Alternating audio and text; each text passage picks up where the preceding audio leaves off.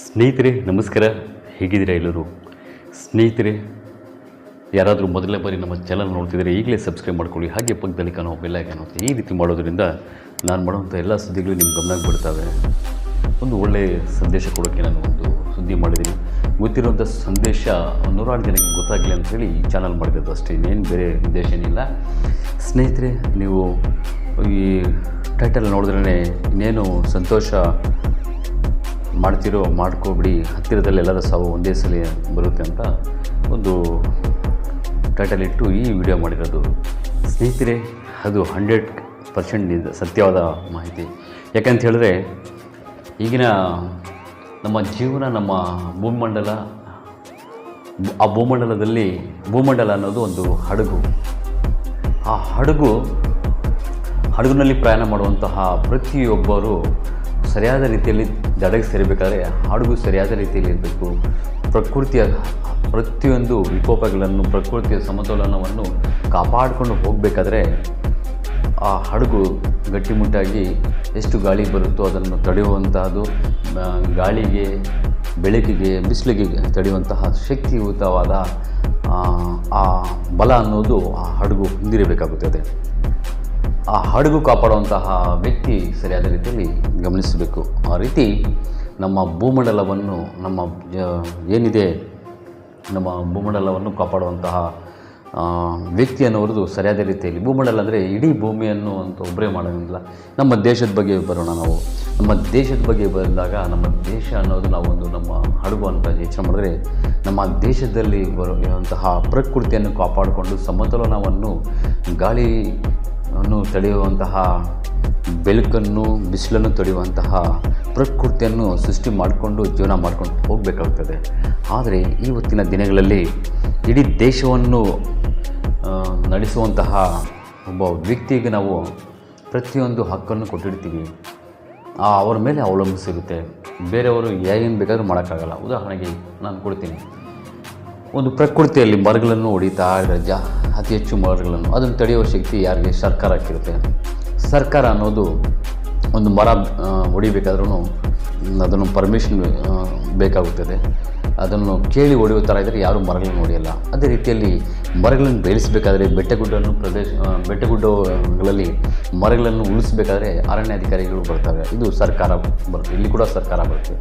ಆ ಸರ್ಕಾರವು, ಅರಣ್ಯಾಧಿಕಾರಿಗಳು ಸಂಬಂಧಪಟ್ಟ ಸರ್ಕಾರವು ಸರಿಯಾದ ರೀತಿಯಲ್ಲಿ ಕೆಲಸ ಮಾಡಿದ್ರೆ ಮಾತ್ರ ಆ ಬೆಟ್ಟಗುಡ್ಡ ಪ್ರದೇಶಗಳಲ್ಲಿ ಮರಗಳು ಜಾಸ್ತಿ ಉಳಿತವೆ. ಆದರೆ ಆ ಸರ್ಕಾರ ನಿರ್ಲಕ್ಷ್ಯ ಮಾಡಿದರೆ ಬೆಟ್ಟಗುಡ್ಡಗಳಲ್ಲಿರುವಂಥ ಎಲ್ಲ ಮರಗಳು ಉಳಿತಾರೆ. ಈ ರೀತಿ ಇವತ್ತು ಎಲ್ಲಾದರೂ ನೋಡಿ, ನಮ್ಮ ದೇಶದಲ್ಲಿ ಜಮ್ಮುವಿಂದ ಕಾಶ್ಮೀರವರೆಗೂ ಗಮನಿಸಿ, ಮರಗಳ ಪ್ರಮಾಣ ಬರ್ತಾ ತುಂಬ ಕಡಿಮೆ ಆಗಿಬಿಡ್ತಾ ಇದ್ದಾವೆ, ಜೀರೋ ಆಗ್ತಾಯಿದೆ. ಈ ದೇಶದಲ್ಲಿರುವಂತಹ ಬೆಟ್ಟಗುಡ್ಡ ಪ್ರದೇಶಗಳಲ್ಲಿ ಮರಗಳಿಲ್ಲ ಅಂದರೆ ಈ ದೇಶದಲ್ಲಿ, ಈ ಭೂಮಂಡಲದಲ್ಲಿ, ನಮ್ಮ ದೇಶದಲ್ಲಿ ಆಮ್ಲಜನಕದ ಪ್ರಮಾಣ ತುಂಬ ಕಡಿಮೆ ಆಗ್ತಾಯಿದೆ. ಉಷ್ಣಾಂಶ ತುಂಬ ಜಾಸ್ತಿ ಆಗ್ತಾಯಿದೆ. ಅರ್ಥ ಮಾಡ್ಕೊಳ್ಳಿ. ಉಷ್ಣಾಂಶ ಯಾವಾಗ ಜಾಸ್ತಿ ಆಗುತ್ತದೋ ಈ ಭೂಮಂಡಲದಲ್ಲಿ, ನಮ್ಮ ದೇಶದಲ್ಲಿ ಜೀವನ ಮಾಡುವಂತಹ ಜನರಿಗೆ ತುಂಬ ಸಂಕಷ್ಟ. ಇವತ್ತಿನ ದಿನಗಳಲ್ಲಿ ಸುಮಾರು ನಮ್ಮ ದೇಶದಲ್ಲೇ ಗರಿಷ್ಠ ಅಂದರೆ 46 ಡಿಗ್ರಿವರೆಗೂ ಉಷ್ಣಾಂಶ, 46-48ವರೆಗೂ ಬರ್ತಾಯಿದೆ. ಹಿಂದಿನ ವರ್ಷ 38-40 ಬರ್ತಾ ಇರೋದು ಈ ವರ್ಷ 44ವರೆಗೂ ದಾಟಿದೆ. ಅಂದರೆ ವರ್ಷಕ್ಕೆ 4 ಡಿಗ್ರಿಯಷ್ಟು ಉಷ್ಣಾಂಶ ಜಾಸ್ತಿ ಆಗ್ತಿದೆ. ಈ ರೀತಿ ಜಾಸ್ತಿ ಆಗೋದ್ರಿಂದ ಈ ಭೂಮಂಡಲದಲ್ಲಿ ಯಾರೂ ಜೀವನ ಮಾಡೋಕ್ಕೆ ಸಾಧ್ಯನೇ ಆಗಲ್ಲ. ಅರ್ಥ ಮಾಡ್ಕೊಳ್ಳಿ. ಒಂದು ವರ್ಷ ಸರಿಯಾದ ರೀತಿಯಲ್ಲಿ ಮಳೆ ಬಂದಿಲ್ಲ ಅಂದರೆ ಹಿಂದೆ ಬಿದ್ದಿರುವಂಥ ಮಳೆಯ ನೀರು, ಕುಡಿಯೋ ನೀರು ಪ್ರತಿಯೊಂದು ಮಾಯ ಆಗುತ್ತೆ. ಅಂದರೆ ಜನರು ಅಷ್ಟೊಂದು ಬಳಸಿಬಿಡ್ತಾರೆ. 1 ವರ್ಷ, 2 ವರ್ಷ, 3 ವರ್ಷ, ಕನಿಷ್ಠ 2 ವರ್ಷ ಮಳೆ ಬಂದಿಲ್ಲ ಅಂದರೆ, ನೀರಿಲ್ಲ ಅಂದರೆ ಯಾವನು ಬದುಕಲ್ಲ ಇಲ್ಲಿ. ಅರ್ಥ ಮಾಡ್ಕೊಳ್ಳಿ. ದುಡ್ಡಿದ್ರೂ ಬದುಕಲ್ಲ, ನೀರಿಲ್ಲ ಅಂದರೆ ದುಡ್ಡಿದ್ರೂ ಬದುಕಲ್ಲ. ಅದೇ ರೀತಿಯಲ್ಲಿ ಉಷ್ಣಾಂಶ ಜಾಸ್ತಿ ಆದರೆ ಏನಂತ ತಡೆಯುತ್ತೆ? ಇವತ್ತಿನ ದಿನಗಳಲ್ಲಿ ಸರ್ಕಾರವನ್ನು ಆಳ್ವಿಕೆ ಮಾಡುವಂಥವ್ರು, ಅವರು ಕೇವಲ ಅವರ ಪಕ್ಷಗಳವ್ರ ಬಗ್ಗೆ ಗಮನ ಹಾಕ್ಕೊಂಡಿದ್ದಾರೆ. ವಿದ್ಯಾವಂತರಿಗೆ ನಾವು ನೇಮಕ ಮಾಡಿಲ್ಲ. ಆಡಳಿತ ಅಂದರೆ ನಮ್ಮ ದೇಶವನ್ನು ಕಾಪಾಡೋಕ್ಕೆ ವಿದ್ಯಾವಂತರಿಗೆ, ನಮ್ಮ ದೇಶದಲ್ಲಿ ಭೂಮಂಡಲವನ್ನು ಕಾಪಾಡೋಕ್ಕೆ ವಿದ್ಯಾವಂತರಿಗೆ ಇಟ್ಟಿಲ್ಲ. ಅವಿದ್ಯಾವಂತರಿಗೆ ದುಡ್ಡಿದ್ದರೆ, ಇವತ್ತು ದುಡ್ಡಿದ್ರೇ ರಾಜಕೀಯಕ್ಕೆ ಬರ್ತಾರೆ. ಯಾಕಂದರೆ ನೀವು ಭ್ರಷ್ಟರು, ಮತ್ತು ಹಾಕೋರು ಭ್ರಷ್ಟರು ಯಾವಾಗ ಇರ್ತಾರೋ, ರಾಜಕಾರಣಿಗಳು ಭ್ರಷ್ಟರಾಗ್ತಾರೆ, ಸರ್ಕಾರದವರು ಭ್ರಷ್ಟರಾಗ್ತಾರೆ. ಮೊದಲು ಭ್ರಷ್ಟಾಚಾರ ಜನರಿಂದನೇ ಶುರುವಾಗೋದು. ಜನ ವಿದ್ಯಾವಂತರು ಗಮನಿಸಿ ಮತ ಹಾಕಿದರೆ ಅವ್ನು ಕಳಿಸಿದ್ರೆ ಅವನು ಪ್ರತಿಯೊಂದು ಪಾಲನೆ ಮಾಡ್ತಾನೆ, ಪ್ರತಿಯೊಂದು ಗಮನಿಸ್ತಾನೆ. ಇವತ್ತು ಒಂದು ಪ್ರಕೃತಿ ಬಗ್ಗೆ ಅರಿವಿಲ್ಲ, ಒಂದು ಪ್ರಕೃತಿಯಲ್ಲಿ ತಾಪಮಾನವು ಹೇಗೆ ಜಾಸ್ತಿ ಆಗುತ್ತೆ, ಆಮ್ಲಜನಕ ಯಾವ ರೀತಿ ಉತ್ಪತ್ತಿ ಆಗುತ್ತೆ ಅದರ ಬಗ್ಗೆ ಅರಿವಿಲ್ಲ. ಇವತ್ತು ಅರ್ಥ ಮಾಡ್ಕೊಳ್ಳಿ, ಇದ್ದಕ್ಕಿದ್ದಂತೆ ಒಂದು ವೇಗವಾಗಿ ಗಾಳಿ ಬೀಸಿದರೆ ಆ ಗಾಳಿಯನ್ನು ತಡೆಯುವಂತಹ ಪ್ರಕೃತಿಯಲ್ಲಿ ನಮಗೆ ಒಂದು ಒಳ್ಳೆಯ ಮರಗಳ ಶಕ್ತಿ ಇಲ್ಲ. ಅರ್ಥ ಮಾಡ್ಕೊಳ್ಳಿ. ತುಂಬ ನಾವು ಸಾವಿಗೆ ಹತ್ತಿರ ಹೋಗ್ತಾಯಿದ್ದೀವಿ. ಉದಾಹರಣೆಗೆ 2 ವರ್ಷದ ಹಿಂದೆ ಕೋವಿಡ್ ಅಂತ ಒಂದು ರೋಗ ಬಂದು ಆ ವೈರಸ್ಸಿಂದ ಸುಮಾರು ಲಕ್ಷಾಂತರ ಜನ ಸತ್ತೋಗ್ಬಿಟ್ರು. ಯಾರು ತಡೆದ್ರು? ಸರ್ಕಾರ ತಡಿಲಿಲ್ಲ. ಅವ್ರ ಪ್ರಾಣ ಹೋಗೋ ಸಮಯ ಬಂದರೆ ಯಾರಿಗೂ ಕಾಪಾಡಲ್ಲ. ಅರ್ಥ ಮಾಡ್ಕೊಳ್ಳಿ. ನಾವು ಕಷ್ಟಪಟ್ಟು ಸಂಪಾದನೆ ಮಾಡೋದು ಹಣದಲ್ಲಿ 40% ಸರ್ಕಾರಕ್ಕೆ ಹಣ ಹೋಗ್ತಿದೆ ಅಷ್ಟೇ, GST ತೆರಿಗೆ ರೀತಿಯಲ್ಲಿ. ಆದರೆ ಆ ಹಣದ ಮುಖಾಂತರವಾಗಿ ಅವರು ನಮ್ಮನ್ನು ಕಾಪಾಡೋ ಥರ ಇಲ್ಲ. ಸರ್ಕಾರದಿಂದ ಪ್ರತಿಯೊಂದು ಇಲಾಖೆಗಳಿಂದ ಸರ್ಕಾರ ಎಚ್ಚರಿಕವಾಗಿಸಿದರೆ ಮಾತ್ರ ಈ ಭೂಮಂಡಲದಲ್ಲಿ ಮನುಷ್ಯನು ಬದುಕೋದಾಗೋದು. ಆದರೆ ಇವತ್ತು ಕೇವಲ ಈ ವರ್ಷದಲ್ಲಿ 4 ಹಿಂದಿನ ವರ್ಷಕ್ಕೂ ಈ ವರ್ಷಕ್ಕೂ 4 ಡಿಗ್ರಿ ಅಷ್ಟು ಉಷ್ಣಾಂಶ ಜಾಸ್ತಿ ಇದಕ್ಕೆ ಇವತ್ತು ತಡ್ಕೊಳ್ಳೋಕ್ಕೆ ಯಾರ ಕೈ ಆಗ್ತಿಲ್ಲ, ಆಚೆ ಹೋಗೋಕ್ಕಾಗ್ತಿಲ್ಲ. ತುಂಬ ಉಷ್ಣಾಂಶ, ಮನೆಯಲ್ಲಿ ಇರೋಕ್ಕಾಗಲ್ಲ, ಆಚೆ ಇರೋಕ್ಕಾಗಲ್ಲ. ಮುಂದಿನ ವರ್ಷ ಇನ್ನೊಂದು 4 ಡಿಗ್ರಿ ಜಾಸ್ತಿ ಆಗುತ್ತೆ. ಅವಾಗ ಹೇಗೆ ಮಾಡ್ತೀರಾ? ಇವತ್ತು ಮರಗಳು ಒಡೆದು ಬೆಟ್ಟಗುಡ್ಡ ಪ್ರದೇಶಗಳಲ್ಲಿ ಮರಗಳಿಲ್ಲ, ಗೋಮಾಳ ಜಾಗದಲ್ಲಿ ಮರಗಳಿಲ್ಲ. 2 ವರ್ಷ ಮಳೆ ಬಂದಿಲ್ಲ ಅಂದರೆ ಭೂಮಿ ಒಣಗೋಗುತ್ತೆ, ಕುಡಿಯೋ ನೀರು ಇರಲ್ಲ. ನಿಮ್ಮ ಹತ್ರ ದುಡ್ಡಿದ್ರೂ ನಿಮ್ಮ ಜೀವನ ನೀವು ಬದುಕೋಕ್ಕಾಗಲ್ಲ. ಅರ್ಥ ಮಾಡ್ಕೊಳ್ಳಿ. ಕೇವಲ 1.5 ವರ್ಷ 2 ವರ್ಷ ಮಳೆ ಬರಲಿಲ್ಲ ಅಂದರೆ ಯಾವುದು ನಮ್ಮ ದೇಶದಲ್ಲಿ ಈ ವರ್ಷ ಹಿಂದಿನ ವರ್ಷ ಬಿದ್ದಿರುವಂಥ ಮಳೆ ನೀರು ಮಾಯವಾಗುತ್ತೆ, ಬಳಸಿಬಿಡ್ತಾರೆ ಜನ ಎಲ್ಲ. ಮತ್ತೆ ಮಳೆ ಬಂದಿಲ್ಲ ಅಂದರೆ ಸಾವೇ ಗತಿ. ನೀರು ಎಲ್ಲಿಂದ ಕೊಂಡ್ಕೊಂಡು ಬರ್ತೀರಾ? ಅಷ್ಟು ಸಪ್ಲೈ ಮಾಡುವಂತಹ ಸರ್ಕಾರ ನಮ್ಮಲ್ಲಿ ಇರಲ್ಲ. ಅರ್ಥ ಮಾಡ್ಕೊಳ್ಳಿ. ಯಾವ ಸರ್ಕಾರನೂ ಜನರೇ ಕಾಪಾಡ್ಕೋಬೇಕು ಅಂದರೆ ಜನರ ಎಚ್ಚರ ವಹಿಸಬೇಕು. ಸರ್ಕಾರ ಕೆಳಗೆ ಕೇಳುವ ಪರಿಜ್ಞಾನ ನಿಮಗಿರಬೇಕು, ಜ್ಞಾನ ನಿಮಗಿರಬೇಕು. ಇವತ್ತು ನಿಮ್ಮ ನಿಮ್ಮೊಂದು ಮಗು ಹುಟ್ಟಿದೆ ಅಂದರೆ ಆ ಮಗು ಬಗ್ಗೆ ಎಷ್ಟು ಜಾಗೃತಿ ವಹಿಸಿ ಒಳ್ಳೆ ಶಾಲೆಯಲ್ಲಿ ಸರ್ಕಾರ ಶಾಲಾ ಬಿಟ್ಟು ಖಾಸಗಿ ಶಾಲೆಗಳಲ್ಲಿ ಸುಮಾರು ಲಕ್ಷಾಂತರ ರೂಪಾಯಿ ಖರ್ಚು ಮಾಡಿ ವಿದ್ಯಾಕೂಟಕ್ಕೆ ಹೋಗ್ತೀರಾ. ಆದರೆ ಆ ಮಗು ನಾಳೆ ದಿವಸ ಉಳಿಯೋದಕ್ಕೆ ಬೇಕಾಗಿರುವಂಥ ಪ್ರಕೃತಿಯ ಎಲ್ಲಿ ಪ್ರತಿಯೊಂದು ಏನು ಉಚಿತವಾಗಿ ನಮಗೆ ಸಿಗ್ತಾ ಇದೆ, ಗಾಳಿ ಬೆಳಕು ನೀರು, ಅದು ಸಿಗುತ್ತಾ ಅಂತ ಯೋಚನೆ ಮಾಡಿ. ಅರ್ಥ ಆಗುತ್ತೆ ನಿಮಗೆ. ಉಷ್ಣಾಂಶ ಜಾಸ್ತಿ ಆಗ್ತಿದೆ, ಮಳೆಯ ಪ್ರಮಾಣ ಕಡಿಮೆ ಆಗುತ್ತೆ. ಮಳೆ ಬಂದರೂ ಅರ್ಥ ಮಾಡ್ಕೊಳ್ಳಿ, ನೀರು ಉಳಿಯೋದಿಲ್ಲ. ಆ ರೀತಿ ತುಂಬ ಪ್ರತಿಯೊಬ್ಬರು ಸಾವಿಗೆ ಹತ್ತಿರ ಆಗ್ತಾ ಇರೋದು. ಭೂಮಿಯಲ್ಲಿ ಬರುವಂತಹ ಉಷ್ಣಾಂಶದಿಂದ ಇವತ್ತು ಕೆಲವು ಕಾರ್ಗಳು, ಡೀಸೆಲ್ ಇರೋ ಕಾರ್ಗಳು ಬರಸ್ಟ್ ಆಗ್ತಾ ಇದ್ದಾವೆ, 2 ವೀಲರ್ಸ್ ಬರಸ್ಟ್ ಆಗ್ತಾ ಇದ್ದಾವೆ. ಅಷ್ಟು ಹೆಚ್ಚು ಉಷ್ಣಾಂಶ ಭೂಮಿ ಮೇಲೆ ಬರ್ತಿದೆ. ಅರ್ಥ ಮಾಡ್ಕೊಳ್ಳಿ. ಇದಕ್ಕೆ ಕಾರಣ ಆ ಉಷ್ಣಾಂಶವನ್ನು ಕಡಿಮೆ ಮಾಡುವಂತಹ, ಆಮ್ಲಜನಕವನ್ನು ಉತ್ಪತ್ತಿ ಮಾಡುವಂತಹ ಮರಗಳ ಸಂಖ್ಯೆ ಕಡಿಮೆ. ಮೊದಲು ಹಿಂದೆ 30-40 ವರ್ಷದ ಹಿಂದೆ ಪ್ರತಿಯೊಂದು ಗೋಮಾಳ ಜಾಗದಲ್ಲಿ ಕೆರೆಗಳಲ್ಲಿ ಮರಗಳು ಬೆಳೆಸ್ತಾಯಿದ್ರು. ಗೋಮಾಳ ಜಾಗದಲ್ಲಿ ಮರಗಳು ಬೆಳೆಸ್ತಾಯಿದ್ರು. ರಸ್ತೆ ಬೀದಿ ಅಕ್ಕಪಕ್ಕದಲ್ಲಿ ಮರಗಳು ಬೆಳೆಸ್ತಾಯಿದ್ರು. ಇವತ್ತು ಎಲ್ಲಿ ಮರಗಳಿದ್ದಾವೆ? ಮರಗಳೆಲ್ಲ ಮಾಯ.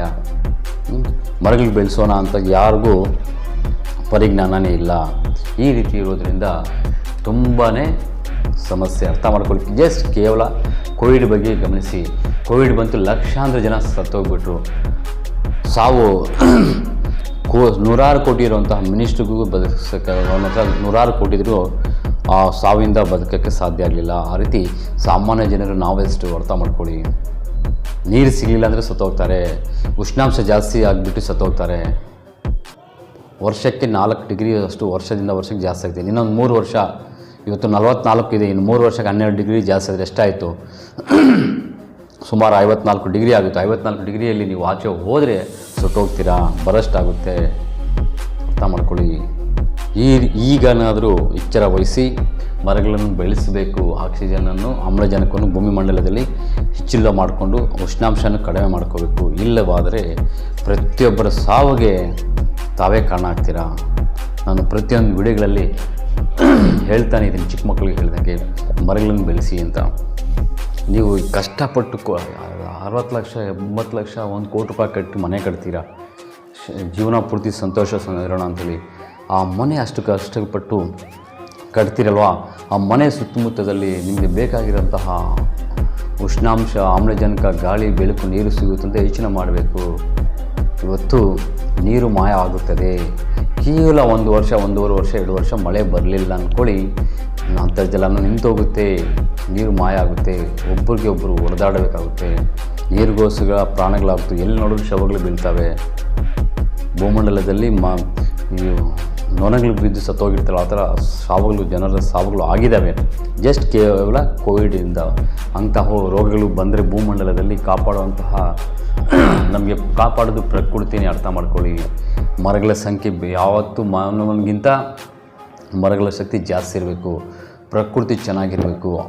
ಯಾವುದೇ ಒಂದು ಭೂಮಂಡಲದಲ್ಲಿ ಮನುಷ್ಯ ಬದುಕುಳಿಬೇಕಾದ್ರೆ ಅಲ್ಲಿ ಪ್ರಕೃತಿ ಚೆನ್ನಾಗಿರಬೇಕು, ಮರಗಳ ಸಂಖ್ಯೆ ಜಾಸ್ತಿ ಇರಬೇಕು, ಆಮ್ಲಜನಕ ಚೆನ್ನಾಗಿರಬೇಕು, ಒಳ್ಳೆಯ ವಾತಾವರಣ ಇರಬೇಕು. ಇವತ್ತು ವಾತಾವರಣದ ಜೀರೋ ಮಾಡ್ಕೊಂಡಿದ್ದೀವಿ ನಾವು, ಅರ್ಥ ಮಾಡ್ಕೊಳ್ಳಿ. ವಿದ್ಯಾವಂತರಿಗೆ ನೀವು ಆಯ್ಕೆ ಮಾಡಲ್ಲ ಚುನಾವಣೆಯಲ್ಲಿ. ಅವಿದ್ಯಾವಂತರಿಗೆ ಅವನಿಗೆ ಕಷ್ಟ ಏನೋ ಒಂದು ಯಾವುದೋ ಒಂದು ದಾರಿಯಲ್ಲಿ ಹೋಗಿ ಒಂದು ವಿದ್ಯೆಯಲ್ಲಿ ಕಡಿಮೆ ಜೀರೋ ಆಗಿರ್ತಾನೆ, ಅವನು ಯಾವುದೋ ಒಂದು ದಾರಿಯಲ್ಲಿ ರಿಯಲ್ ಎಸ್ಟೇಟ್ ಮಾಡಿಬಿಟ್ಟು ಯಾವುದೋ ಒಂದು ರೀತಿಯಲ್ಲಿ 100 ಕೋಟಿ ದುಡ್ಡು ಮಾಡಿರ್ತಾನೆ, ಅವನಿಗೆ ಗೆಲ್ಲಿಸ್ಬಿಡ್ತೀರಾ. ಅವನಿಗೆ ಜ್ಞಾನ ಇರಲ್ಲ.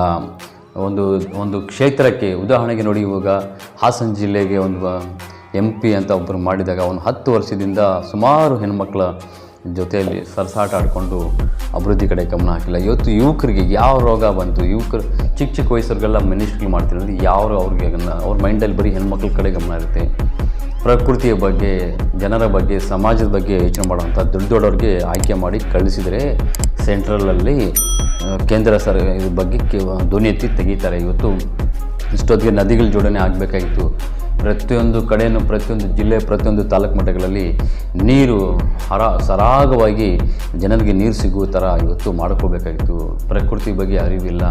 ಚಿಕ್ಕ ವಯಸ್ಸವ್ರಿಗೆಲ್ಲ ನೀವು MP ಗಳು, ಮಿನಿಸ್ಟ್ರಿಗಳು, MLAಗಳು ಮಾಡ್ತಾ ಇರ್ತೀರ. ಅವ್ರ ಶೋಕಿಗಳಿಗೆ ಓಡಾಡಿಕೊಂಡು ಹೆಣ್ಮಕ್ಳ ಕಡೆ ಗಮನ ಹಾಕ್ಕೊಂಡು ಸಿಗ್ಬಿಟ್ರಲ್ವಾ ಅಷ್ಟೇ. ಅವ್ನು ನೋಡಿ, ಅವನ ಜೀವನದಲ್ಲಿ ಅಷ್ಟು ಕೆಟ್ಟದಾಗಿ ನಡ್ಕೊಂಡಿರೋ ಇಡೀ ಪ್ರಪಂಚದಲ್ಲೇ ಇಲ್ಲ ಅಂತ ಅವ್ರಿಗೆ ನೇಮಕ ಮಾಡಿ, ಅವ್ನು ತೇಜಸ್ವಿ ಶಿಬಿರ ಅಂತ ಅವ್ನಿಗೆ ಮಾಡಿದ್ದೀರಾ. ಅವ್ನು ಏನು ನಾಲೆಡ್ಜ್ ಇದೆ ಅಂತ ಅವ್ನು ಮಾಡಿದ ಶೋಕಿ. ಅವ್ನು ಯಾರು ಪ್ರತಾಪ್ ಸಿಂಹ, ಅವ್ರ ಶೋಕಿ, ಹೆಣ್ಮಕ್ಳ ಮೈಂಡು ಪ್ರಜ್ವಲ್ ರೇವ್, ಅವ್ನು ಸಿಗ್ಬಿಟ್ಟು ಆರಾಮಾಗಿ. ಈ ರೀತಿ ಇಂಥವ್ರಿಗೆಲ್ಲ ಆಯ್ಕೆ ಮಾಡಿದ್ರೆ ನಾಳೆಗೆ ಯಾವ ರೀತಿ ದೇಶದ ಭೂಮಂಡಲವನ್ನು ಕಾಪಾಡ್ತಾರೆ?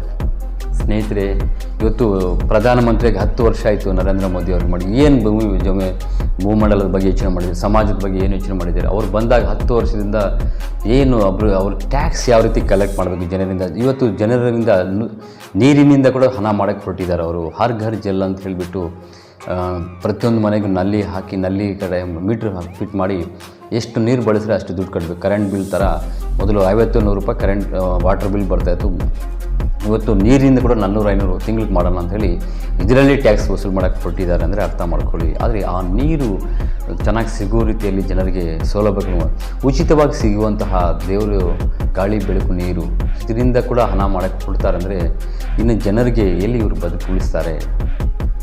ಸ್ನೇಹಿತರೆ, ಮೊದಲು ನೀವು ನಿಮ್ಮಿಂದ ತಲೆಯಿಂದ ಹೋಗಿ ಇವರೆಲ್ಲ ಅಭಿವೃದ್ಧಿ ಕಡೆ, ಸಮಾಜದ ಕಡೆ ಗಮನ ಹಾಕಿಲ್ಲ. ಇವರು ಕೇವಲ ಹಾಕಿರೋದು ಒಂದು ಜಾತಿ ರಾಜಕೀಯ ಮಾಡಿಕೊಂಡು ಜನರಿಗೆ ಯಾಮಾರಿಸ್ಕೊಂಡು ಇವತ್ತು ಅವರು ಅಭಿವೃದ್ಧಿ ಕಡೆ ಏನು ಆಗದೆ ಇವತ್ತು ದುಡ್ಡಿದ್ರೆ ನಡೆಯುತ್ತೆ. ಅವರೇನು ನಮ್ಮ ದೇಶದಲ್ಲಿ ಸಮಸ್ಯೆಗಳು ಬಂದುಬಿಡ್ತು, ಏನಾದರೂ ತೊಂದರೆಗಳು ಬಂತು, ಜನ ಸತ್ತೋಗೋ ರೀತಿ ಆದರೆ ಫ್ಲೈಟ್ ತೊಗೊಂಡು ಓಡೋಗ್ತಾರೆ ಬೇರೆ ದೇಶ, ಎಲ್ಲಿ ಚೆನ್ನಾಗಿದೆ ಅಲ್ಲಿ. ಆದರೆ ಇಲ್ಲಿರೋ ಈ ಭೂಮಂಡಲದಲ್ಲಿರುವಂತಹ ಜನರು ಏನಾಗಬೇಕು? ಶವಗಳಾಗಿ ಅಲ್ಲಲ್ಲಲ್ಲೇ ಬಿದ್ದೋಗ್ತಾರೆ. ಅರ್ಥ ಮಾಡ್ಕೊಳ್ಳಿ ಸ್ನೇಹಿತರೆ, ತುಂಬ ದೊಡ್ಡ ಅಪಘಾತದಲ್ಲಿ ಇದ್ದೀವಿ ನಾವು. ಯಾರು ಕಂಟ್ರೋಲ್ ಮಾಡ್ತಾಯಿದ್ದಾರೆ? 44-46 ಡಿಗ್ರಿ ಉಷ್ಣಾಂಶ ಭೂಮಂಡಲದಲ್ಲಿ ಉತ್ಪತ್ತಿ ಆಗ್ತಿದೆ ಇವತ್ತು. ಯಾರಾದರೂ ತಡೆಯೋಕ್ಕೆ ಸಾಧ್ಯ ಆಗುತ್ತಾ? ತಡೆಯೋಕ್ಕೆ ಸಾಧ್ಯ ಇಲ್ಲ. ಆ ತಡೆಯಬೇಕಾದ್ರೆ ಪ್ರಕೃತಿಯನ್ನು ಉಳಿಸಬೇಕು. ಮರಗಳ ಸಂಖ್ಯೆಯನ್ನು ಜಾಸ್ತಿ ಮಾಡಬೇಕು. ಮಾನವನ ಸಂಖ್ಯೆ ಯಾವ ರೀತಿ ಜಾಸ್ತಿ ಆಗ್ತದೆಯೋ ಅದೇ ತಕ್ಕಂತೆ ಮರಗಳ ಸಂಖ್ಯೆ ಕೂಡ ಬೆಳೆಸ್ಕೊಂಡು ಸಮಾನವಾಗಿ ಬ್ಯಾಲೆನ್ಸ್ ಮಾಡ್ಕೊಂಡು ಹೋಗಬೇಕು. ಆವಾಗ ಮನುಷ್ಯ ಬದುಕುಳಿತಾನೆ ಭೂಮಿ ಮಂಡಲದಲ್ಲಿ. ಆದರೆ ಇವತ್ತಿನ ದಿನಗಳಲ್ಲಿ ಅವಿದ್ಯಾವಂತರಿಗೆಲ್ಲ ನಾವು ದೇಶ ಆಳ್ವಿಕೆ ಮಾಡೋಕ್ಕೆ ಇಟ್ಟುಬಿಟ್ಟು 10 ವರ್ಷದಿಂದ ನಮ್ಮ ದೇಶದಲ್ಲಿ ಮರಗಳ ಸಂಖ್ಯೆ, ಪ್ರಕೃತಿಯ ಸಂಖ್ಯೆ, ಇನ್ನೊಂದು ವಿಷಯ ಅರ್ಥ ಮಾಡ್ಕೊಳ್ಳಿ, ನಮ್ಮ ದೇಶದಲ್ಲಿ ಬೆಳೆಯುತ್ತಿರುವಂತಹ ಔಷಧಿಗಳು ಮತ್ತು ದಿನನಿತ್ಯ ಬಳಸುವಂತಹ ಆಹಾರದ ಕೆಲವು ಪದಾರ್ಥಗಳಲ್ಲಿ ತುಂಬ ಕಲಬೆರಕೆ ಇದೆ.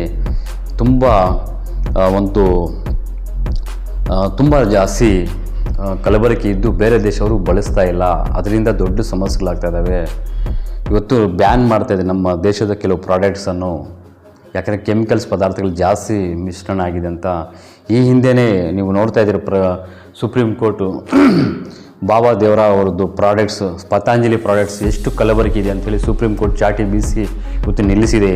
ಆತ ಯಾರು ತುಂಬ ಆತ್ಮೀಯರಾದ ಪ್ರಧಾನಮಂತ್ರಿಗೆ ತುಂಬ ಆತ್ಮೀಯರಾಗಿದ್ದು ಬಿಡುಗಡೆ ಮಾಡಿದ್ದು. ಇವತ್ತು ಅವ್ರ ಚುನಾವಣೆ ಬಾಂಡ್ ಮುಖಾಂತರವಾಗಿ ಸುಮಾರು ಹಣ ಹಾಕಿ ಪತಾಂಜಲಿ ಪ್ರಾಡಕ್ಟ್ಸ್ ಮುಖಾಂತರವಾಗಿ, ಆದರೆ ಆ ಪತಾಂಜಲಿ ಪ್ರಾಡಕ್ಟ್ಸು ತಯಾರಾದಂತಹ ಫುಡ್ ಪ್ರಾಡಕ್ಟ್ಸ್ ಮೇಲೆ ತುಂಬಾ ಕೆಮಿಕಲ್ಸ್ ಮಿಶ್ರಣ ಇದೆ. ತುಂಬ ದೇಹಕ್ಕೆ ಬೇಕಾಗಿರೋಂತಹ ತುಂಬಾ ಆರೋಗ್ಯಕ್ಕೆ ಕೆಡುವಂತಹ ಪದಾರ್ಥಗಳು ಅದರಲ್ಲಿ ಮಿಶ್ರಣ ಆಗಿದೆ ಅಂತ ಹೇಳಿ ಚೆಕ್ ಮಾಡಿ ಸುಪ್ರೀಂ ಕೋರ್ಟ್ ಅದನ್ನು ನಿಲ್ಲಿಸಿದೆ. ಅರ್ಥ ಮಾಡ್ಕೊಳ್ಳಿ. ಇವತ್ತಿನ ಪ್ರಧಾನಮಂತ್ರಿಗೆ ಅವ್ರಿಗೆ ಕಮಿಷನ್ನು ಇಲ್ಲ ಅವ್ರಿಗೆ ಏನಾದರೂ ಹಣ ಕೊಟ್ಟರೆ ಏನು ಬೇಕಾದರೂ ಮಾಡೋಕ್ಕೆ ಹೊರಡ್ತಾರೆ. ಆದರೆ ಜನರಿಗೆ ಅಯ್ಯೋ ಪಾಪ ಅಂತ ಇಲ್ಲ. ಅವರಲ್ಲಿ ಹಣ ಬರಬೇಕು, ದುಡ್ಡು ಬರಬೇಕು, ಅವ್ರಿಗೆ ಅಷ್ಟೇ ಬಿಟ್ಟರೆ ಜನರಿಗೆ ಕಾಪಾಡುವಂತಹ ಬುದ್ಧಿಜ್ಞಾನ ಅವ್ರಿಗಿಲ್ಲ. ಅರ್ಥ ಮಾಡ್ಕೊಳ್ಳಿ. ಪತಾಂಜಲಿ ಪ್ರಾಡಕ್ಟ್ಸು ಬಿಡುಗಡೆ ಮಾಡೋಕ್ಕೆ ಹೋದರು, ಚುನಾವಣೆ ಬಾಂಡ್ ಮುಖಾಂತರ ಹಣ ಮಾಡಿದ್ರು. ಯಾರು ಏನಾದರೂ ಮಾಡ್ಕೊಳ್ಳಿ, ಅವ್ರಿಗೆ ಹಣ ಕೊಟ್ಟಿಲ್ಲ ಅಂದರೆ ಇಡಿ ಅಂತ ಹೇಳಿ ಅಲ್ಲಿ ಕಳಿಸ್ತಾರೆ. ಅವ್ರಿಗೆ ಹಣ ಕೊಟ್ಟರೆ ಅವ್ನು ಏನಾದರೂ ಮಾಡ್ಕೊಳ್ಳಿ. ಒಂದು ಲ್ಯಾಟ್ರಿ ಕಂಪ್ನಿಯಿಂದ ಸುಮಾರು 1300 ಕೋಟಿ ವಸೂಲು ಮಾಡಿದ್ದಾರೆ ಅವರು, ಚುನಾವಣೆ ಬಾಂಡ್ ಮುಖಾಂತರ ಪಡೆದಿದ್ದಾರೆ. ಅಂದರೆ ಒಂದು ಲ್ಯಾಟ್ರಿ ಕಂಪ್ನಿಯವನು ನಮ್ಮ ದೇಶದಲ್ಲಿ ಒಂದು ಇಲ್ಲಿಗಲ್ ವರ್ಕ್ ಅದು ಅಂಥದ್ದು ಒಂದು ಲ್ಯಾಟ್ರಿ ಸರಿಯಾದ ರೀತಿಯಲ್ಲಿ ಇಲ್ಲ. ಅದನ್ನು ಮಾಡೋದಕ್ಕೆ ಪರ್ಮಿಷನ್ ಕೊಟ್ಟಿದ್ದಕ್ಕೆ ಅವ್ನಿಗೆ 1300 ಕೋಟಿ ಅವನು ಹಾಕಿದ್ದಾನೆ ಅಂದರೆ ಅವ್ನಿಗೆ ಎಷ್ಟು ಇನ್ಕಮ್ ಇರುತ್ತೆ, ಅದ್ರ ಬಗ್ಗೆ ಯೋಚನೆ ಮಾಡಿ. ಆ ರೀತಿ ಇವತ್ತು ಜನರು ಈ ದೇಶದಲ್ಲಿರುವಂಥ ಭೂಮಂಡಲ ಜನ ಚೆನ್ನಾಗಿದ್ದಾರೆ ತಾನೇ ಜನ ದುಡಿದು ಟ್ಯಾಕ್ಸ್ ಕಟ್ಟಿದರೆ ಆ ಟ್ಯಾಕ್ಸಿಂದ ಸರ್ಕಾರ ನಡೆಯೋದು. ಆದರೆ ಜನರಿಗೆ ತೊಂದರೆ ಆಗೋದಂತಹ ಇವತ್ತು ನಮ್ಮ ದೇಶದಲ್ಲಿ ಉತ್ಪತ್ತಿ ಆದಂತಹ ಕೆಲವು ಫುಡ್ ಪ್ರಾಡಕ್ಟ್ಸಲ್ಲಿ ತುಂಬ ಮಿಶ್ರಣ ಇದೆ. ಬೇರೆ ದೇಶದವರು ನಮ್ಮ ದೇಶದ ಪ್ರಾಡಕ್ಟ್ಸ್ ಮುಟ್ಟುತ್ತಿಲ್ಲ. ಕೋವಿಡ್ ಹಿಂದೆ ಒಂದು 4 ದಿವಸದಿಂದ ವೈರಲ್ ಆಗ್ತಿದೆ ಒಂದು ಸುದ್ದಿ. ಅರ್ಥ ಮಾಡ್ಕೊಳ್ಳಿ. ನಮ್ಮ ದೇಶದಲ್ಲಿ ಉತ್ಪತ್ತಿಯಾಗಿರುವಂತಹ ಕೆಲವೊಂದು ಕರೋನಾ ಸಮಯದಲ್ಲಿ ಏನು ವ್ಯಾಕ್ಸಿನ್ ತಯಾರಾಗಿತ್ತು ಅದರಲ್ಲಿ ಹೃದಯಾಘಾತ ಉತ್ಪತ್ತಿ ಆಗ್ತಾಯಿದೆ. ಅದರಿಂದ ತುಂಬ ಜನ ಸತ್ತೋಗಿದ್ದಾರೆ. ಆ ಉತ್ಪತ್ತಿ ತಯಾರು ಮಾಡಿದಂತಹ ಆ ಕೋವಿಡ್ ಲಸಿಕೆಯಲ್ಲಿ ಹೃದಯಕ್ಕೆ ಸಂಬಂಧಪಟ್ಟ ಕಾಯಿಲೆ ಕೂಡ ಉತ್ಪತ್ತಿಯಾಗಿ ಸುಮಾರು ಜನ ಹೃದಯಾಘಾತದಿಂದ ಸತ್ತೋಗಿದ್ದಾರೆ ಅಂಥೇಳಿ ಇವತ್ತು ಬಾಯಿ ಬಿಡ್ತಿದ್ದಾರೆ ಎಲ್ಲೋ ಪ್ರತಿಯೊಬ್ಬರು ವೈದ್ಯರು. ಪರೀಕ್ಷೆ ಮಾಡಿ ಸ್ನೇಹಿತರೆ, ಅರ್ಥ ಮಾಡ್ಕೊಳ್ಳಿ. ತುಂಬಾ ನೀವು ನಮ್ಮ ದೇಶದಲ್ಲಿ ಬದುಕ್ತಿರೋ ಪ್ರತಿಯೊಬ್ಬರು ತುಂಬ ಯೋಚನೆ ಮಾಡಬೇಕು. ಇದು ನಾನೊಬ್ಬನು ಇನ್ನೊಬ್ಬನು 10 ಜನ 100 ಜನ ಅಲ್ಲ, ಇಡೀ ಪ್ರತಿಯೊಬ್ಬರು ಯೋಚನೆ ಮಾಡುವಂತಹ ಸುದ್ದಿಗಳು, ಪ್ರತಿಯೊಬ್ಬರು ಧ್ವನಿ ಎತ್ತಬೇಕಾದ ಸಮಯ ಬಂದಿದೆ. ನಮ್ಮ ದೇಶದಲ್ಲಿ ಬಿಡುಗಡೆ ಮಾಡುವಂತಹ ಪ್ರತಿಯೊಂದು ಪ್ರಾಡಕ್ಟ್ಸಲ್ಲಿ ಮಿಶ್ರಣ ಜಾಸ್ತಿ ಆಗಿದೆ. ಆ ಮಿಶ್ರಣ ಪದಾರ್ಥಗಳು ಕೆಮಿಕಲ್ಸ್ ಮಿಶ್ರಣದಿಂದ ಅತಿ ಬೇಗನೆ ಹೃದಯಾಘಾತ ಬರೋದು, ಸತ್ತೋಗೋದು, ಕಿಡ್ನಿಗಳ ಸಮಸ್ಯೆ, ಲಿವರ್ಗಳ ಸಮಸ್ಯೆ, ತುಂಬಾ ಸಮಸ್ಯೆಗಳು ಬರ್ತಿದೆ ಸ್ನೇಹಿತರೆ. ಹಾಗಾಗಿ ಸಾವು ಅರ್ಧ ಆಯುಸ್ಸಿಗೆ ಬರ್ತಾಯಿದೆ. ಅರ್ಥ ಮಾಡ್ಕೊಳ್ಳಿ. ಈ ರೀತಿ ಪ್ರಾಡಕ್ಟ್ಸ್ ಮೇಲೆ, ಮೆಡಿಸಿನ್ಸ್ ಮೇಲೆ ಮಿಶ್ರಣ ಮಾಡಿ ಜನ ಸಾಯಿಸ್ತಾ ಇದ್ದಾರೆ ಇವತ್ತು ಸರ್ಕಾರ ನಡೆಸುವಂತಹ ಸರ್ಕಾರವು. ಹಾಗಾಗಿ ಅಷ್ಟೇ ಅಲ್ಲ, ಈ ರೀತಿ ಈ ಕಡೆ ಒಂದು ಕಡೆ ಆದರೆ ಇನ್ನೊಂದು ಕಡೆ ಭೂಮಂಡಲವನ್ನು ಕಾಪಾಡುವಂತಹ ಪ್ರಕೃತಿಯನ್ನು ನಾಶ ಮಾಡ್ಕೊಂಡು ಹೋಗಿ ಇವತ್ತು ನಮ್ಮ ಸಾವಿಗೆ ನಾವೇ ಕಾರಣ ಆಗ್ತಾಯಿದ್ದೀವಿ. ಜಾಸ್ತಿ ದಿವಸ ಬದುಕಲ್ಲ ಈ ಭೂಮಂಡಲದಲ್ಲಿ. ಇದೇ ರೀತಿಯಲ್ಲಿ ಮರಗಳನ್ನು ಬೆಳೆಸದೆ, ಇವತ್ತಿಂದಾಗಲೂ ಬೆಳೆಸದೆ ಇದೇ ರೀತಿ ಮರಗಳನ್ನು ಕಡಿಸ್ಕೊಂಡು ಮರಗಳು ಕಡಿದು ಮರಗಳು ಇಲ್ಲದೆ ಆಕ್ಸಿಜನ್ ಉತ್ಪತ್ತಿ ಆಗೋದು ಜೀರೋ ಆಗಿಬಿಟ್ರೆ ಈ ಭೂಮಂಡಲದಲ್ಲಿ ಉಷ್ಣಾಂಶ ವರ್ಷಕ್ಕೆ ಈಗಲೇ 4 ಡಿಗ್ರಿ ಜಾಸ್ತಿ ಆಗ್ತಿದೆ. 3 ವರ್ಷ ಸಾಕು ಎಲ್ಲರೂ ಸತ್ತೋಗೋಕ್ಕೆ. ಅರ್ಥ ಮಾಡ್ಕೊಳ್ಳಿ. ನಾನು ಏನೋ ಜೋಕ್ ಮಾಡ್ತಿಲ್ಲ, ಇಲ್ಲ ನಾನು ಭಯ ಬೀಳಿಸ್ತಿಲ್ಲ ನಿಮಗೆ. ಅರ್ಥ ಮಾಡ್ಕೊಳ್ಳಿ. ಇವತ್ತು ಉಷ್ಣಾಂಶದಿಂದ ಎಷ್ಟು ಜನ ಸತ್ತೋಗಿದ್ದಾರೆ ನಮ್ಮ ದೇಶದಲ್ಲಿ ಗೊತ್ತಾ ನಿಮಗೆ? ಆಚೆ ಹೋಗಿ ದುಡಿಯೋರು ಇರಲ್ಲ, ಆಚೆ ಹೋಗಿ ದುಡಿಯೋಕ್ಕಾಗಲ್ಲ. ಹಗಲೆಲ್ಲ ಯಾವ ರೀತಿ ಇರ್ತೀರ ನೆರಳಲ್ಲಿ ನೀವು? 1 ವರ್ಷ 1.5 ವರ್ಷ ಮಳೆ ಬರಲಿಲ್ಲ ಅಂದರೆ ಈ ಬರ್ತಾ ಇರೋ ಉಷ್ಣಾಂಶಕ್ಕೆ ಭೂಮಿಯಲ್ಲಿರೋ ನೀರು ಆವಿಯಾಗಿ ಹೊರಟೋಗುತ್ತೆ, ಸಿಗಲ್ಲ. ಎಲ್ಲೆಂತ ನೀರು ಕಾಪಾಡ್ಕೊತೀರಾ? ಈಗಿನ ಬೇಸಿಗೆಗಾಲದಲ್ಲಿ 1 ಗಂಟೆ 1 ತಾಸು ನಿಮಗೆ ನೀರು ಸಿಕ್ಕಿಲ್ಲ ಅಂದರೆ ಒದ್ದಾಡ್ತೀರಾ. ಆ ರೀತಿ 1 ದಿನ 2 ದಿನ 10 ದಿನ ನೀರು ಸಿಕ್ಕಿಲ್ಲ ಅಂದರೆ ಏನು ನಿಮ್ಮ ಕತೆ? ಭೂಮಂಡಲದಲ್ಲಿ ಸೂರ್ಯನ ಬೆಳಕು, ಸೂರ್ಯನ ಶಾಖ ಎಷ್ಟು ಮಟ್ಟದಲ್ಲಿ ನಮಗೆ ಹತ್ತಿರ ಆಗುತ್ತೆ ಅಂದರೆ ತುಂಬ ಊಹೆ ಮಾಡೋಕ್ಕೆ ಆಗಲ್ಲ. ಅದನ್ನು ಕಾಪಾಡ್ಕೋಬೇಕಾದ್ರೆ ಪ್ರಕೃತಿಯಲ್ಲಿ ಗಾಳಿ ತುಂಬ ಮರಗಳಿಂದ ಆಮ್ಲಜನಕ ಜಾಸ್ತಿ ತಯಾರಾಗಬೇಕು. ಆ ರೀತಿ ತಯಾರಾಗಬೇಕಾದ್ರೆ ಪ್ರತಿಯೊಂದು ಗೋಮಾಳ ಜಾಗದಲ್ಲಿ, ಪ್ರತಿಯೊಂದು ಬೆಟ್ಟ ಗುಡ್ಡ ಪ್ರದೇಶಗಳಲ್ಲಿ, ಪ್ರತಿಯೊಂದು ಮನೆ ಮುಂದೆ ಒಂದೊಂದು ಮರ ಬೆಳೆಸಬೇಕು. ಇವಾಗಾದರೂ ಪ್ರಯತ್ನ ಪಟ್ಟಿರಿ, ಏನಾದರೂ ಉಳಿಬೇಕು ಸ್ವಲ್ಪ ಜನ ಅಂತ ಹೇಳ್ತೀನಿ. ಸ್ನೇಹಿತರೆ, ನಿಮ್ಮ ಮಗುಗೆ ಯಾವ ರೀತಿ ಕಾಪಾಡ್ಕೊಂಡು ಹೋಗ್ತೀರೋ ಆ ರೀತಿ ಪ್ರಕೃತಿಯನ್ನು ನೀವು ಕಾಪಾಡ್ಕೊಂಡು ಹೋದರೆ ಮಾತ್ರ ನೀವು ಉಳಿತೀರ ಹೊರತು ಇಲ್ಲಾಂದರೆ ಉಳಿಯೋಕ್ಕೆ ಸಾಧ್ಯನೇ ಇಲ್ಲ. ನೀವು ಏನೇನೋ ಯೋಚನೆ ಮಾಡ್ಕೊಂಡು ನನ್ನ ಮಗ ಡಾಕ್ಟ್ರು, ನಾನು ಇಂಜಿನಿಯರು, ನಾನು ಮುಂದೆ ಇನ್ನೊಂದು 5 ವರ್ಷದಲ್ಲಿ ಆ ರೀತಿ ಮಾಡ್ತೀನಿ, ಈ ರೀತಿ ಮಾಡ್ತೀನಿ. ನೀನು ಮುಂದೆ 5 ವರ್ಷ ಮಾಡೋಕ್ಕೆ 3 ವರ್ಷ ಬದುಕೋಕ್ಕಾಗಲ್ಲ. ಈ ಭೂಮಂಡಲದಲ್ಲಿ, ಈ ದೇಶದಲ್ಲಿ ನಾಶ ಮಾಡಿಬಿಡ್ತಾರೆ ಸರ್ಕಾರ ನಡೆಸುವಂಥವ್ರು. ಅವರೇನು ಫ್ಲೈಟ್ ತೊಗೊಂಡು ಓಡಿ ಬೇರೆ ದೇಶಕ್ಕೆ ಜಂಪ್ ಆಗಿಬಿಡ್ತಾರೆ. ನಮ್ಮ ಪರಿಸ್ಥಿತಿ, ಈ ಭೂಮಿಯಲ್ಲಿ ಇರೋರ ಪರಿಸ್ಥಿತಿ ಹೆಂಗೆ ಹಿಂದಿಂದ ಯೋಚನೆ ಮಾಡಿ ಸಾಕು. ಬೇರೆ ಯಾವುದಿಲ್ಲ, ಒಳಗಡೆನೇ ಇರಬೇಕಂತ ಹೇಳಿ, ಆಚೆ ಹೋದರೆ ಕರೋನಾ ಬರುತ್ತೆ ಅಂತ ಹೇಳಿ ಒಳಗಡೆನೇ ಇದ್ದರು. ಒಳಗಡೆ 10 ದಿನ, 1 ತಿಂಗಳು, 3 ತಿಂಗಳಿದ್ರು. ಮತ್ತು ಊಟಕ್ಕಿಲ್ಲ ಅಂತ ಆಚೆ ಬಂದುಬಿಟ್ರಿ. ಆ ರೀತಿ ಯಾವುದೋ ಒಂದು ಉಷ್ಣಾಂಶದಿಂದ ಆಚೆ ಹೋದರೆ ಸತ್ತೋಗ್ತಾರೆ ಅಂದರೆ ಎಷ್ಟು ದಿನ ಹೊರಗಡೆ ಇರ್ತೀರಾ? ಆಚೆ ಹೋದರೆ ಸತ್ತೋಗ್ತಾರೆ ಅನ್ನೋ ಪರಿಸ್ಥಿತಿ ಯಾಕೆ ತೊಗೊಂಡು ಬರಬೇಕು? ಈಗಿನಿಂದಾದರೂ ಎಚ್ಚರಿಕೆ ವಹಿಸಬೇಕಲ್ವಾ ಸ್ನೇಹಿತರೆ? ಅದಕ್ಕೆ ಹೇಳೋದು, ವಿದ್ಯಾವಂತರಿಗೆ ರಾಜಕೀಯ ಕಳಿಸ್ಬೇಕು. ನಿಮ್ಗೆ ಗೊತ್ತಿರುವ ವಿಷಯ, ಮರಗಳು ಹೊಡಿತಿದ್ದಾರೆ, ಅರಣ್ಯಾಧಿಕಾರಿಗಳಿಗೆ ಎಲ್ಲರಿಗೂ ನೀವು ಒಂದೊಂದು ಮನವಿ ಕೊಡಿ, ಮರಗಳು ಬೆಳೆಸಿ ಅಂಥೇಳಿ. ರಸ್ತೆ ಬೀದಿಗಳಲ್ಲಿ ಮರಗಳು ಹೊಡೆಯೋಕ್ಕೆ ಬಿಡಬೇಡಿ. ತುಂಬ ಹೇಳೋದೇ ಜಾಸ್ತಿ ಇದೆ ಸ್ನೇಹಿತರೆ. ದಯಮಾಡಿ ಈ ಸುದ್ದಿಯನ್ನು ನೂರಾರು ಜನಕ್ಕೆ ಶೇರ್ ಮಾಡಿ ಎಚ್ಚರ ವಹಿಸಿ. ನಿಮ್ಮ ಮಗುಗೆ ಯಾವ ರೀತಿ ನೀವು ವಿದ್ಯಾವಂತರಾಗಿ ಮಾಡಬೇಕಂತ ಎಷ್ಟು ಎಚ್ಚರ ವಹಿಸ್ತೀರೋ ಆ ರೀತಿ ಪ್ರಕೃತಿಯನ್ನು ಕಾಪಾಡ್ಕೊಳ್ಳೋದು ಪ್ರತಿಯೊಬ್ಬರ ಹಕ್ಕಿದು. ನಿರ್ಲಕ್ಷ್ಯ ಮಾಡಿದ್ರೆ ನಿಮ್ಮ ಸಾವು ಹತ್ತಿರದಲ್ಲೇ, ಜಾಸ್ತಿನೇ ಬೇಡ, ಇಲ್ಲ 3-4 ವರ್ಷದಲ್ಲಿ ಬರುತ್ತೆ. ನಮಸ್ಕಾರ, ಧನ್ಯವಾದಗಳು.